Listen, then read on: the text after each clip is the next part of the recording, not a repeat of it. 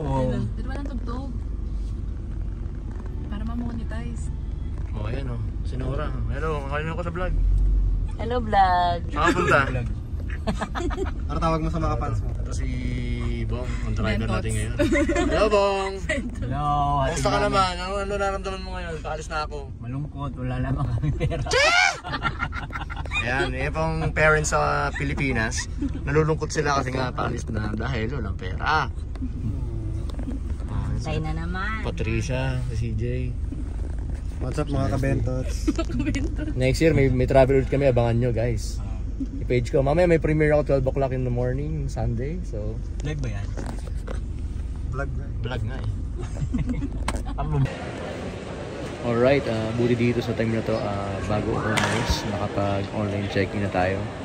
Dahil meron tayong application ng Qatar sa mga frequent flyer. Ayan, waiting na tayo ulit ng ating boarding. Okay, nasa Terminal 3 tayo today. So, see you guys later.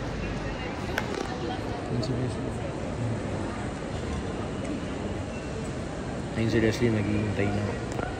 Naghihintay sa akin makapag-check-in para kakain na kami. Sila mama maaga umuwi kasi nga dahil meron pa silang swimming. Okay, nakalusot po tayo sa immigration. Customs, lahat-lahat. Yan sila love, naghihintay sa akin. Bye-bye, love. See you next year. Ngayon, punta tayo ng gate. Anong gate tayo?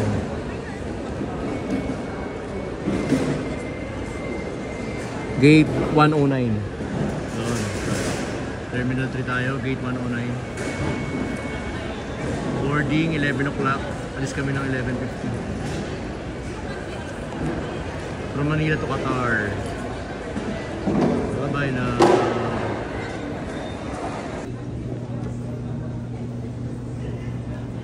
Currently, waiting tayo ngayon sa boarding natin ng 11:45 ng gabi ng May 18. So, ang dating natin sa Qatar Airways is 5 in the morning, 4 a.m. Oh, si Ish. Katrabaho ko sa Rockwell dati. Hi. Culinaria Kitchen, yes. Sa Royal Caribbean ka na, di ba? Under. RCCL. Ayos. Qatar Airways kami. Mag-vlog ka ba? Small world eh. Flying with Qatar Airways. Okay, 9 hours of flight natin today. So, ito ang setup. Maganda ang upuan ko kasi nasa dulo ako sa may. Alright, bye-bye Philippines na tayo. Pero, love the Philippines.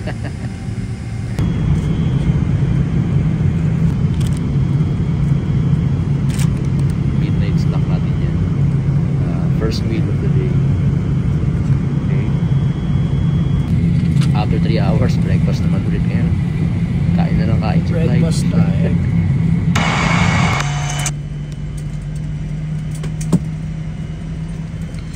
Okay, just arrived in Doha, Qatar. Preparing for my next flight. It's gonna be 16 hours going to Seattle. So from Qatar to Seattle, gonna be 16 hours. Nakatapos ko na check-in ng luggage sa Qatar. Now I'm going to gate C1. 8 o'clock in the morning. Doha time. Ang next flight ko. So boarding namin is 8 o'clock. Time check is 5 a.m. So see you later, guys. After 3 hours of waiting, start na ulit tayo ng boarding natin. Zone 2. Morning. Okay, good morning. Boarding na ako. Going to Seattle. 16 hours flight. See you all, guys. Yan, brunch na naman tayo ngayon. Chicken teriyaki. 16 hours of flight. Nakailang movies na ako.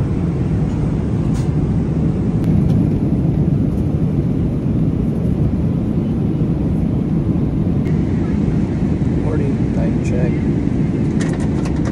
4:55 a.m. Expected time of arrival 12 12:35 p.m. in the afternoon. See you later. Grabe lahat sila to. Busy sila mag-movie. Ikaw mo naman ang gagawin sa 16 hours of flight. Siyempre, hanap ka na ng sarili mo. Mga beverage dyan. Tapos ako na lagi soda at saka soda water. Usually kasi pagka papunta ako ng work, hindi na ako gaano online.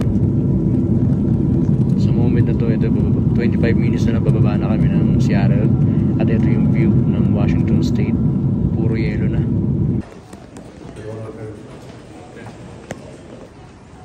Good afternoon. We're already here in Seattle. Welcome to US. Our next flight gonna be 3 hours, going to Ketchikan, Alaska. See you there. Okay. Going to letter N. Dito sa Seattle, mahirap mapunta sa mga gate. Kailangan mo mag-tram. Time check, 3 o'clock. Ito sa Seattle Airport. We're going to Ketchikan, Alaska. 2 hours ng flight natin. So, mamaya. Good thing nasa ano tayo, window seat. Kaya makikita nyo yung view mamaya. Tignan nyo. Ayan, umabot tayo sa boarding natin sa gate D1. Nabago yung gate.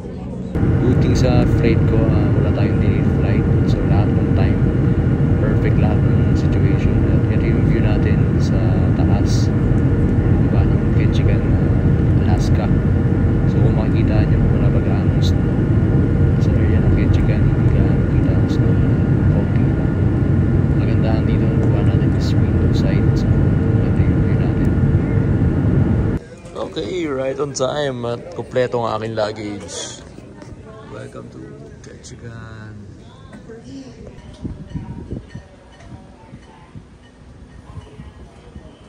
Welcome to Ketchikan.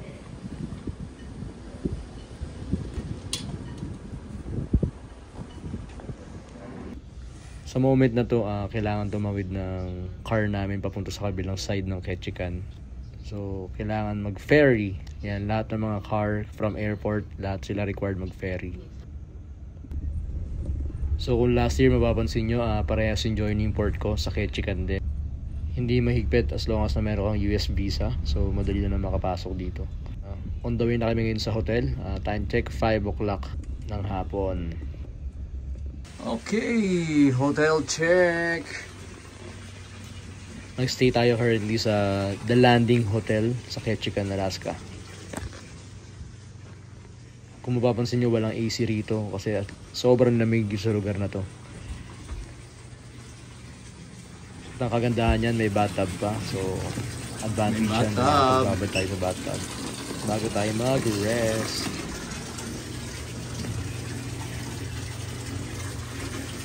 Relax muna bago dumuti tomorrow ng morning. Bye-bye guys. Alright, medyo umuulan sa Ketchikan ngayon. Ito ang aking hotel tonight. The Landing Hotel.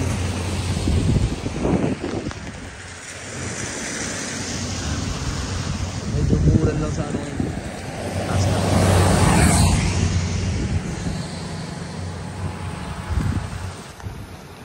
Sama ko si Leslie, lamigo.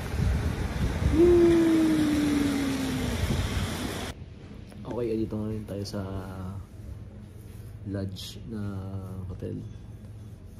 Time check, nag-arrive ako sa hotel ng 6 PM ngayong hapon. Tapos tomorrow ng morning, susunduin ako ng 10 AM papunta ng Zaandam. Kasi sa Zaandam ang sampa ko na barko, Rotterdam class ng Holland American Line ship. So, kita-kits tomorrow. Ito na yung end nung travel ko for 2 days halos. Pahinga na muna. Kakatapos ko lang mag-freshen up. Ayan. Pahinga muna tayo rito sa lounge. Kasi masyadong malamig sa labas tapos umuulan. See you around guys. Ito ang itsura ng Ketchikan pagka morning guys. Ayan. foggy na maaraw. Hey. Morning, now waiting tayo ngayon sa agent na pipick up sa atin ng 10 in the morning. So getting ready na rin ako para mag-start na mag-duty. And ayun, first day sa trabaho today. So good luck. 8 months tayong bakbakan. Kaya-kaya yan. Sama kayo lagi ha sa vlog natin. See you!